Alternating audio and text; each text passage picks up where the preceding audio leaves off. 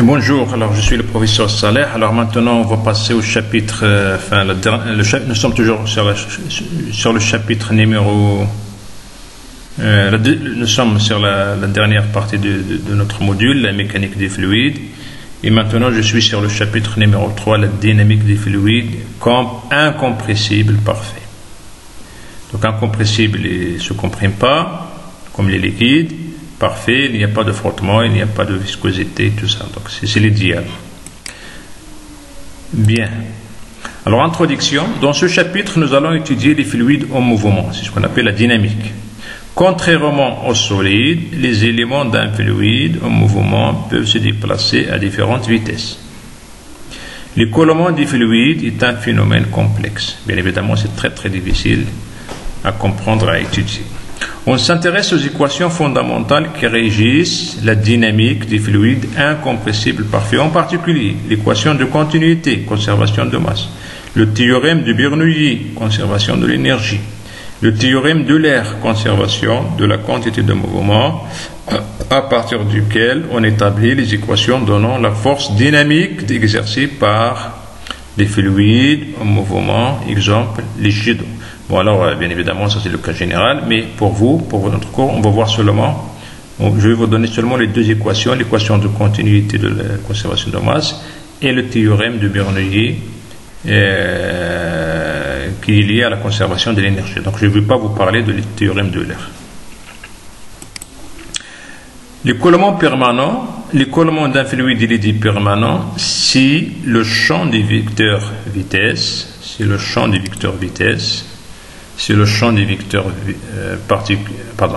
l'écoulement d'un fluide est dit permanent si le champ des vecteurs vitesse des particules fluides est constant dans le temps. Notons cependant que cela ne veut pas dire que le champ des vecteurs vitesse est uniforme dans l'espace.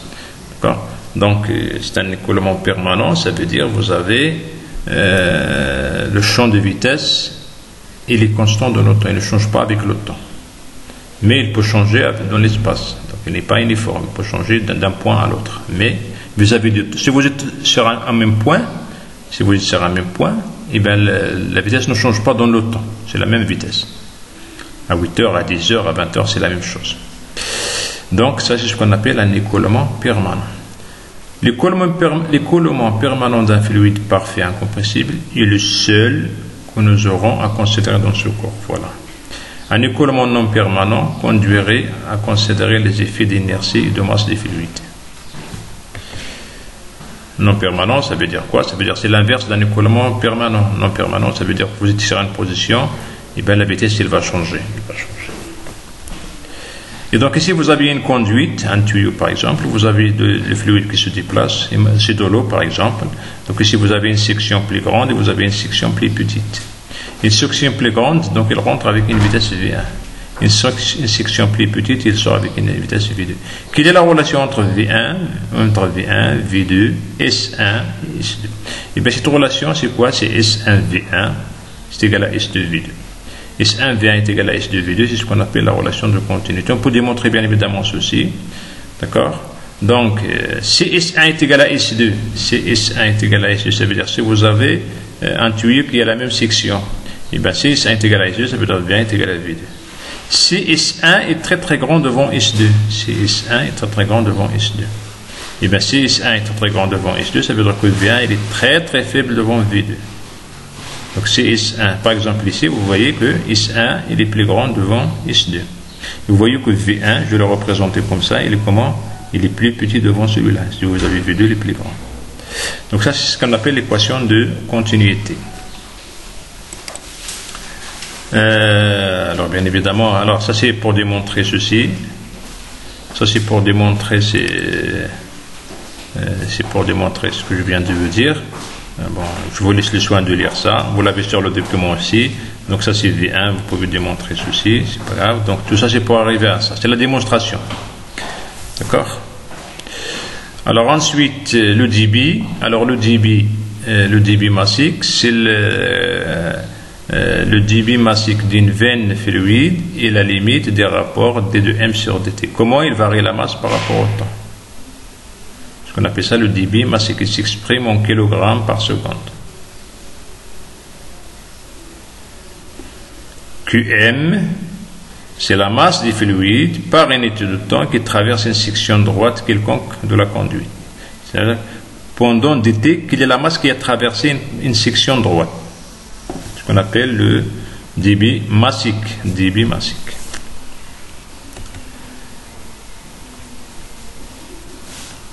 Alors, le débit massique, on peut montrer que c'est égal à ρ, la masse véridique du fluide, fois la section par laquelle il pénètre, fois le volume.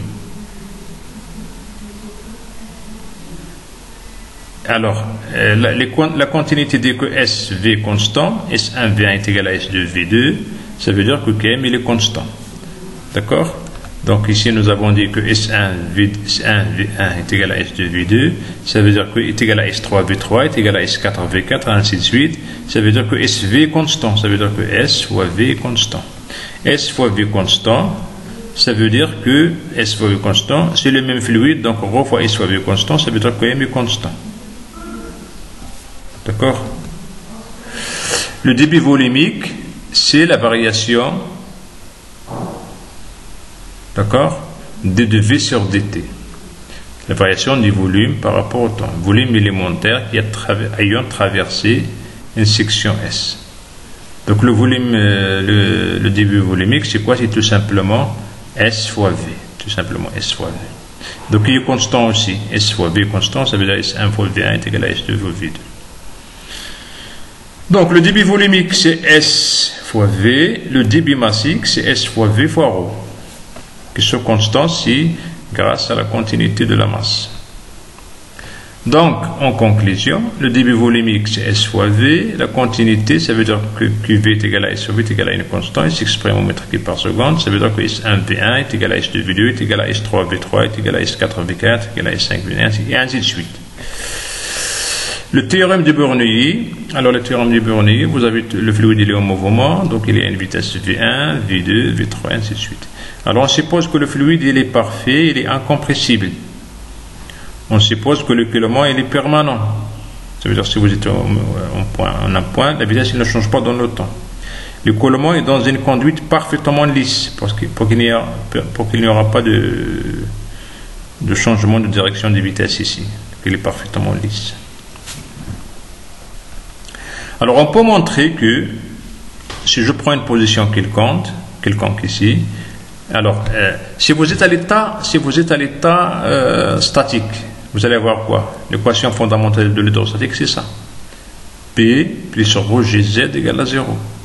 Ça c'était quoi? Ça nous l'avons vu dans le cas d'un fluide en repos, dans le cas du fluide à l'état d'équilibre au repos. C'était quoi? C'était la relation fondamentale de l'hydrostatique.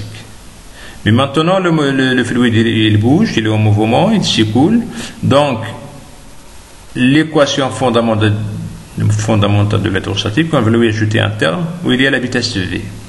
Et bien, ce terme-là, on peut montrer que c'est un demi-ρ, c'est la masse volumique de notre fluide, fois V au carré. Donc, ça, il est constant pour n'importe quel point du fluide. Donc au point 1, vous allez avoir quoi? 1 demi ρ V1 au carré plus P1 plus ρ Gz1 est égal à constante. Au point 2, vous allez avoir quoi? 1 demi ρ V2 au carré plus P2 plus ρ Gz2 est égal à constante. Donc constante, ça veut dire quoi? 1 demi ρ V2 V1 au carré plus P1 plus ρ Gz1 est égal à 1 demi ρ V2 au carré plus P2 plus ρ Gz2 est égal à la même chose. Alors on simplifie par ρ, vous allez donc avoir V2 au carré sur 2 plus P2 sur ρ plus Gz2 est égal à quoi? La même chose, il faut remplacer 1 par 2, V1 au carré sur 2, puis 1, et ainsi de suite. Donc ça, vous l'appliquez pour n'importe quel point 1 et 2, pour n'importe quel point 1 et 2 de notre fluide au mouvement, mais bien évidemment dans ces conditions-là. En supposant que le fluide il est parfait, il est incompressible, en supposant que le coulement il est permanent, en supposant que le coulement il est quoi? Il est dans une conduite parfaitement lisse. Voilà. Donc ça c'est ce qu'on appelle le théorème de Bernoulli. Ça c'est le théorème de Bernoulli, cas d'un coulement sans échange de travail. D'accord? Donc ici, bon, ça c'est, voilà.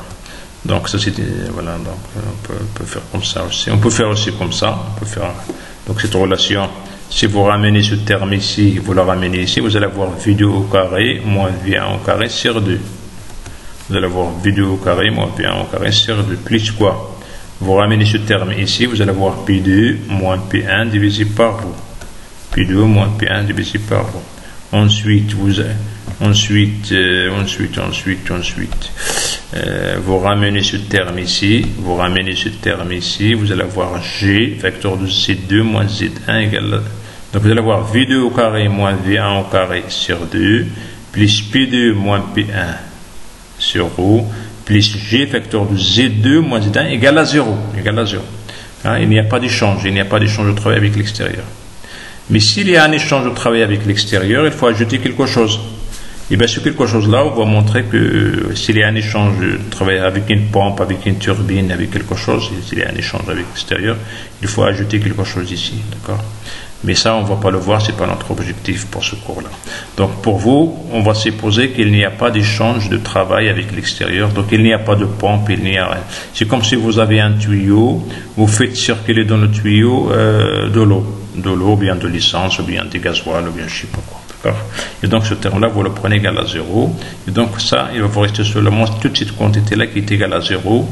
Et ça, c'est ce qu'on appelle le théorème de Bernoulli sans échange de chaleur. S'il y a sans échange de travail, S'il y a échange de travail, il faut ajouter ça. Bon, ça, c'est pour vous. Je vous dis, c'est pas la peine de parler de ça. Alors, on va terminer avec un exercice d'application. Donc, voilà, quelques exercices de TD.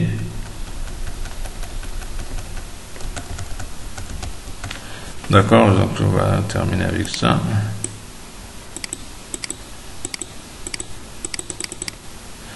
Alors, donc voilà. Donc quelques exercices. Donc ça c'est les TD en fait, c'est les TD. Donc pour cette partie mécanique des fluides, vous avez les TD dans le cours. Alors ici vous avez un exercice. Donc bon, je vais vous envoyer ceci pour.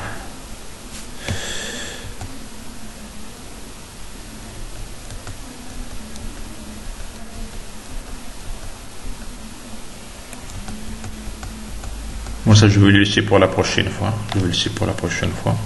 Donc, je vous remercie et à la prochaine fois.